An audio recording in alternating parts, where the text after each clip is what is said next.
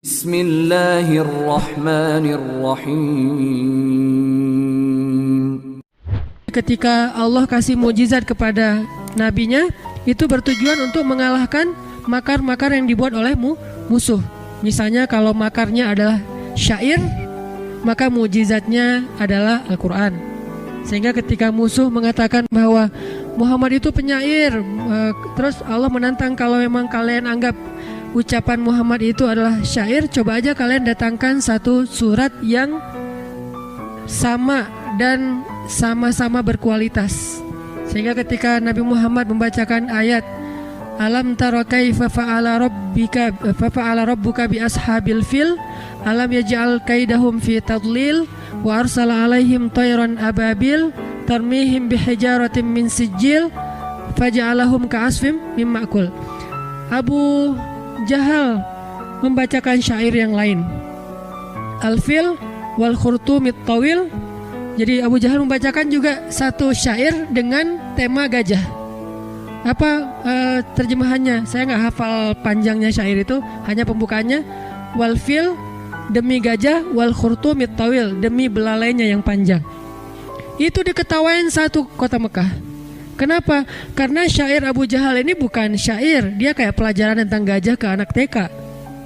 Gajah itu belalainya panjang gitu kan ya, nggak ada angle sejarah, nggak ada hikmahnya, nggak ada rahasia-rahasia ilmiahnya, cuman ya terlalu polos lah.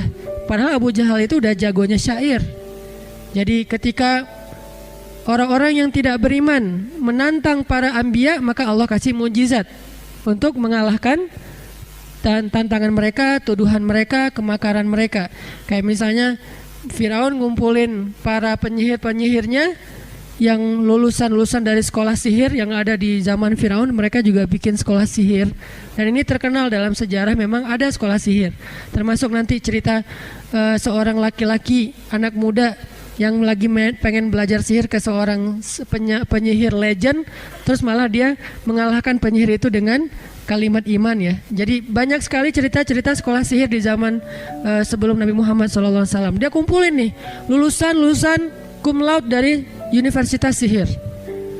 Semua yang keren-keren, profesornya, yang cum laude-nya, dokter-dokter mudanya, kumpulin semuanya. Ini makar. Wa makaru wa makarallah wallahu khairul makirin. Wa yamkuruna wa yamkurullah wallahu khairul makirin. Akhirnya Allah kasih Musa mukjizat. Mukjizatnya untuk mengalahkan sihirnya para penyihir-penyihir Firaun. Nah, Nabi Musa padahal seorang nabi, nggak meminta mukjizat kepada Allah, ya Allah kasih saya mukjizat untuk bisa mengalahkan kejahatan-kejahatan Firaun. Bukan itu yang pertama diminta oleh Musa, tapi yang pertama diminta oleh Musa itu adalah Rabbi syrahli sadri, ya Allah lapangkanlah dada saya. Inilah yang paling penting dalam hidup kita. Apalagi ketika kita mengemban amanah-amanah yang berat. Apalagi kita bergaul dengan banyak orang. Karena orang yang tidak bergaul, walaupun dia soleh, masih kurang istimewa di sisi Allah dibandingkan orang yang soleh dan bergaul. Kan Nabi SAW bersabda, Al-mu'min alladhi yukhalitun nas wa yasbir ala adahum a'zamu ajran. Di riwayat yang lain, khairun minal mu'min alladhi la yukhalitun nas wa la yasbir ala adahum. Mukmin yang bergaul, ini salah satu dalil saya tentang gaul ya. Jadi gaul itu bukan gaul, bukan. Gaul itu yukhalit, bergaul dengan manusia. Al-mu'min, mu'min yang bergaul dengan manusia, lalu dia bersabar atas gangguan mereka. Kayak kita main sosmed kan bergaul berarti kan ya. Tapi sabar dengan para haters. Nah, ini lebih banyak pahalanya atau lebih utama, lebih baik daripada mukmin yang tidak bergaul dengan manusia dan tidak bersabar atas gangguan mereka, walaupun dua-duanya mukmin. Di sini kelihatan mukmin yang gaul lebih utama daripada mukmin yang tidak gaul, walaupun sama-sama soleh, sama-sama beriman, harus gaul. Kenapa? Karena dakwah itu adalah pergaulan. Kalau kita tidak mau bergaul dengan masyarakat luas, bagaimana kita akan tabligh, menyampaikan risalah Allah kepada mereka? Bagaimana mungkin risalah Allah ini tersampaikan kepada orang lain kalau kita berdiam diri di mihrab masjid? Bagaimana mungkin dakwah ini akan tersampaikan kepada Indonesia kalau kita nggak punya akun sosmed? Bagaimana mungkin dakwah ini akan tersampaikan kepada semua komunitas kalau kita membatasi diri bergaul hanya dengan orang-orang yang udah soleh doang gitu. Kalau dalam konteks dakwah, sehingga ketika kita mengambil peran dai dan ingin bergaul dengan manusia, konsekuensinya adalah wayasbir ala adahum, harus bersabar dengan perangai-perangai mereka yang kadang gak nyaman, komen-komen mereka yang kadang gak sesuai harapan kita, respon mereka yang kadang di luar dugaan kita dan seterusnya. Dan kesabaran ini buah dari syarhus sadar, lapang dada. Dan itulah yang Allah berikan sebagai bekal kepada Nabi Musa dan juga para anbiya. Jadi bisa dibilang teman-teman, salah satu syarat menjadi nabi adalah syarhus sadar, lapang dada. Ada nabi yang pernah nggak lapang dada? Ada, Nabi Yunus. Sekali doang tapi.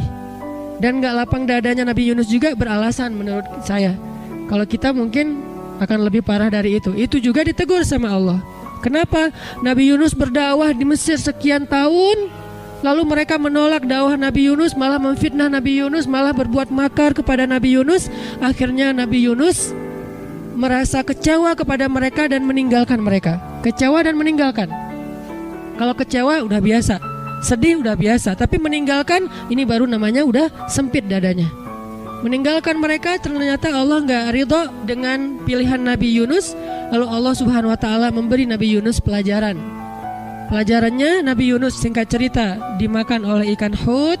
Ada yang bilang nun, ada yang bilang paus, ada yang bilang apa segala macam, pokoknya ikan aja. Dimakan sama ikan.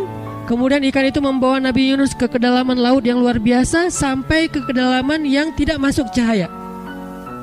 Ke kedalaman yang tidak masuk cahaya, karena ada paus tertentu yang dia berenang di kedalaman yang manusia nggak akan sampai ke sana, yang nggak akan tembus cahaya matahari, sehingga disebut oleh ulama dengan istilah fi zulumatin salas, di dalam 3 kegelapan, gelapnya malam, gelapnya lautan, dan gelapnya perut ikan. Disitulah Nabi Yunus bertaubat, disitulah Nabi Yunus minta ampun, bertasbih kepada Allah. Baru kemudian Allah selamatkan Yunus ke pantai. Lalu Allah beri lagi umat untuk didakwahi oleh beliau, dan beliau mulai berlapang dada akan gangguan mereka. Akhirnya Allah lipat gandakan kesuksesan Nabi Yunus dan mendapatkan umat yang sangat